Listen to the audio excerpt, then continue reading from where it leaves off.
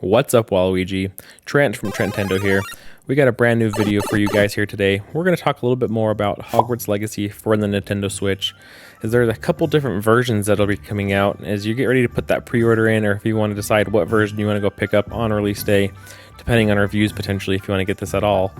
And we're going to talk a little bit more about what the difference is, what you get for each version, and what the experience might be depending on which version of the game you pick up. So before we hop into that though, make sure you hit that subscribe button and like this video so you guys are kept up to date with everything going on here at Trentendo.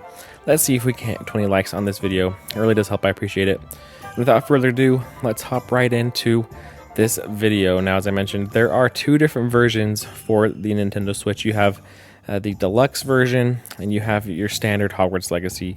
Now this is the exact same thing as what you will have seen on Xbox and on PlayStation. You had the deluxe version, and then you also had just the standard version of the game. Now, unlike those, when the game initially launched, the deluxe version included some early access time. That will not be the case for the Switch version, regardless of if you get the deluxe or if you get the standard. This will be available for you on November 14th. There will be no early access as the game has already launched. So they're just going to have this Switch release be at the same time for whatever version you get. Now, that being said, there is also a price difference between these two versions. And interesting enough, this is actually not priced as high as the Xbox One and the PlayStation 5 versions of the game as well. So the deluxe version comes in at $69.99 and the standard version comes in at $59.99. So our typical $60 Switch game, and if you want to get the deluxe version, it's an extra $10. Whereas the Xbox One version, or Xbox One version, comes in as $59.99 as well. So we're priced in line with the the past generation of consoles, and then the new generation of consoles are at that higher price point though. But the good news is that if you get the deluxe version of the Switch version, you still will get the perks outside of the early access that you saw for the PC and Xbox Series S and PS5 versions of the games. So first off, we do receive the Black Onyx Hippogriff mount and as well as the Thestral mount. So these are two different, the Thestral and a Hippogriff that you'll get in game that you can ride. Now this is unlocked at later points, so it's not like when you first get in the game, you're not going to have access to these immediately. You will have to get to the point where you unlock the ability to ride creatures through your classes and things like that. But you will have this Black Hippogriff and this Thestral mount as well. And then you also get access to a special cosmetic set for the Dark Arts Garrison set, essentially. So it's a pretty cool set. This is the only way that you can get this set is through this pre-order. But so if you'd like, it looks cool. But if it's not like you are going to be obsessed with it and you want this for sure, it might not be, for you. The last thing though, and this is kind of the biggest thing that is behind this $10.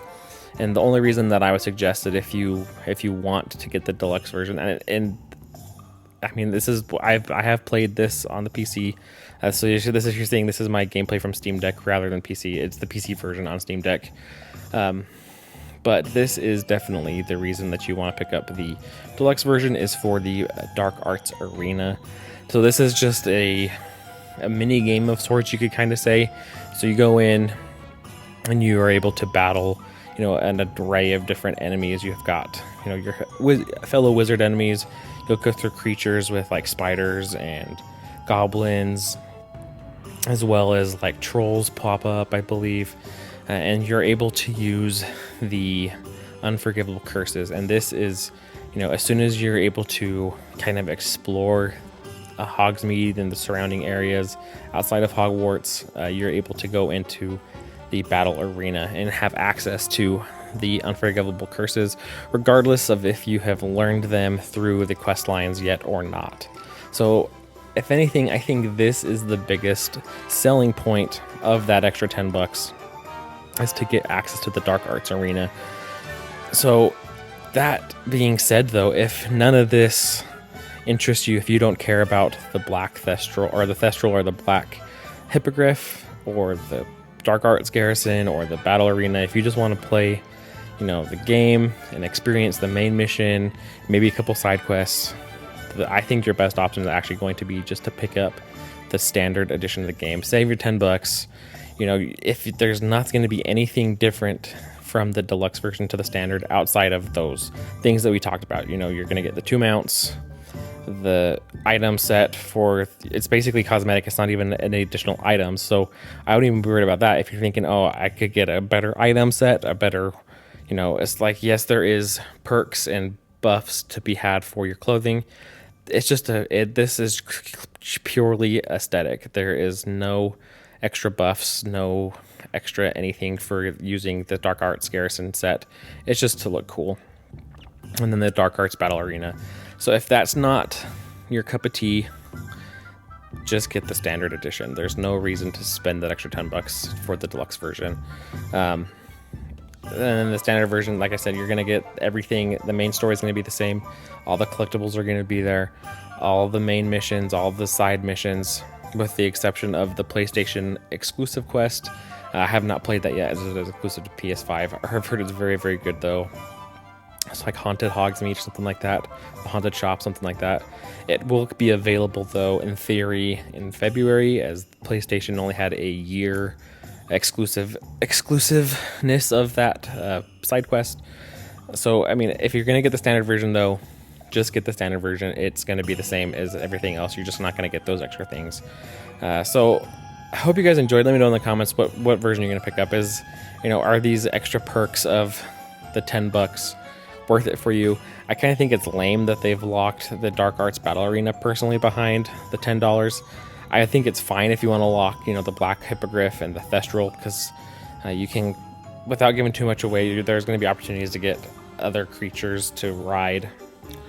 But the fact that they've locked the Dark Arts Arena behind, this paywall is kind of annoying to me. I think that this is something it's a cool little feature. It's a cool little thing in the game. But to put it behind a $10 paywall seems kind of stupid to me. So that's kind of my thoughts. So I hope you guys enjoyed this update. Let me know down in the comments. What do you think? Do you think that's worth the $10? Is it not worth the $10? Are you going to pick up? What version are you going to pick up?